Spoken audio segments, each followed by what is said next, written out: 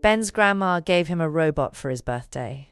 Not a toy robot, a real robot. It was 3 feet tall, shiny silver, and introduced itself by saying, "Hello, Benjamin. I am Tony. I have been programmed to assist."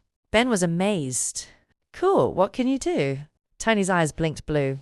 "I can clean your room, help with homework, and make sandwiches." Ben gasped. "You're basically a miracle." Things started well.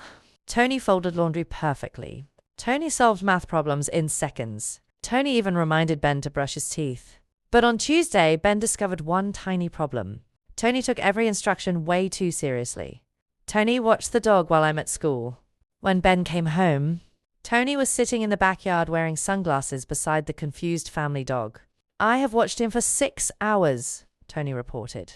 He scratched his eye 42 times. "Not exactly what I meant." The next morning, Ben said, "Tony, can you pack my lunch?" At school, Ben opened his lunchbox and found 1 sandwich, 1 apple, 1 juice box, 1 flashlight, a map of the cafeteria, and a note that read, "In case of emergency." Then came the disaster at soccer practice. Ben told Tony, "Cheer for me." Tony nodded. "I will provide encouragement." Ben expected clapping. Instead, Tony arrived at the field with a megaphone.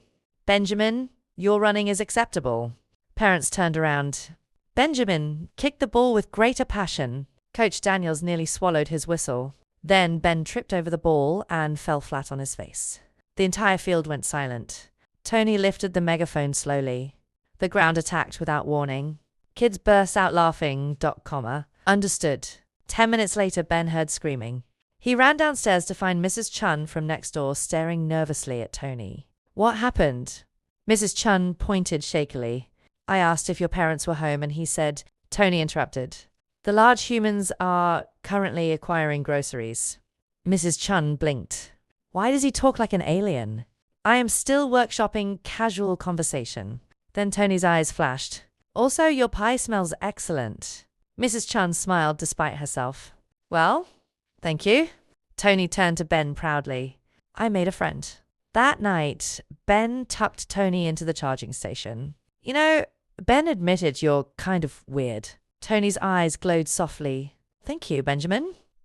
"You are also very weird." Ben grinned. "Good night, Tony." "Good night." Pause. Then Tony added, "Also, I found your report card." Ben sat straight up in bed. "We will discuss IT tomorrow."